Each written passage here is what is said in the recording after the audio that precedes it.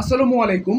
একটি থিয়েটারে আমরা যখন যুক্ত হই বা একটা নাটক দেখি, আমরা হয়তোবা ১ ঘন্টার বা ৩০ মিনিটের বা সামথিং একটা টাইমের একটা ভিডিও বা আমরা একটা নাটক মঞ্চে প্রদর্শিত করতে দেখি এবং সেটা দেখে আমরা ওই নাটকের সঙ্গে মিশে যাই।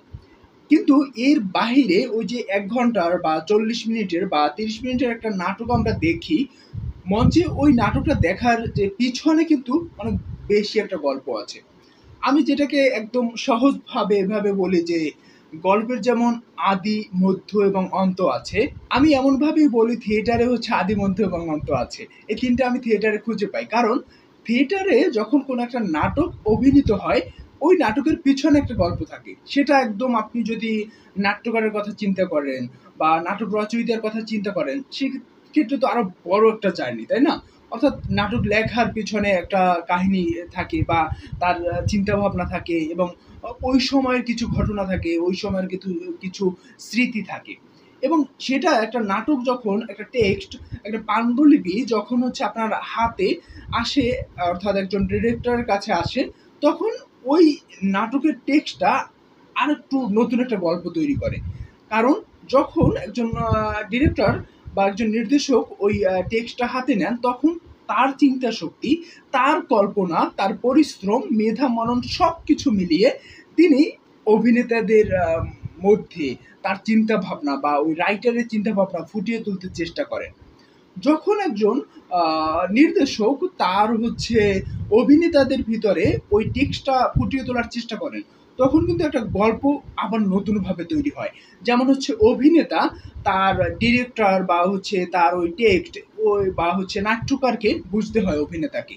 তাহলে দেখুন, অভিনেতার দৃষ্টি থেকেও একটা নতুন একটা গল্পের কিন্তু এখানে উৎপত্তি হচ্ছে। আবার যখন একজন নির্দেশক তিনি একটা টেক্সট হাতে নেন, তখন একটা গল্প নতুনভাবে তিনি তৈরি করছেন। অর্থাৎ মেইন গল্পের ধরেন প্লট একই থাকে, বাট তার ওই জার্নি তৈরি হয় একটা, যে এইটা নির্মাণের একটা জার্নি। ধরেন একটা নাটক হওয়ার পিছনে ১ মাস ২ মাস যে রিহার্সাল করতে হয় বা মহড়া দিতে হয়, এই মহড়ার সময়কালে একটা জার্নি তৈরি হয়।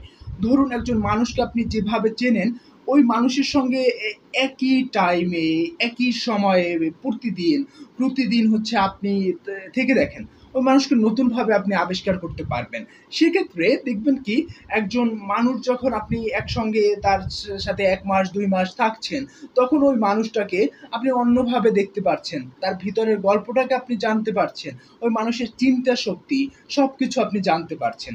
দূর থেকে একজন মানুষ দেখা এবং ১-১.৫ মাস একটা মানুষের সঙ্গে থাকা, এ ভিউজ একটা ডিফারেন্ট তৈরি করে।